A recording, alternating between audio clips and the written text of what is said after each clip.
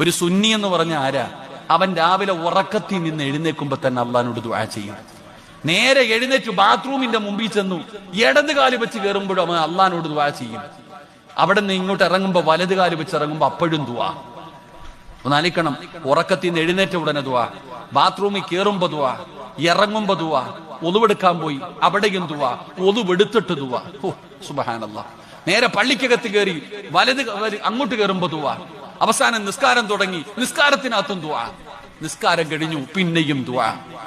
ഒരൊറ്റ വഖത്ത് നിസ്കരിച്ചപ്പോ തന്നെ എത്ര ദുആ ചെയ്തു. എന്നാ ഈ പറയുന്നവൻ ആ നിസ്കാരം കഴിഞ്ഞു പോലും ദുആ ചെയ്യത്തില്ല. അല്ലാഹു ഈമാൻ തരുമാറാകട്ടെ. അവൻ അതുപോലും ഇല്ലടോ, അവൻ അതുപോലുമില്ല. ഇവനാണ് നമ്മളെ ദീൻ പഠിപ്പിക്കാൻ വരിക. അള്ളാഹു നമ്മുടെ ഉമ്മത്തിനെ കാത്തുരക്ഷിക്കുമാറാകട്ടെ. അവിടെയും പിഴപ്പിക്ക. എങ്ങനെ? അങ്ങനല്ലേ ഇങ്ങനല്ലേ?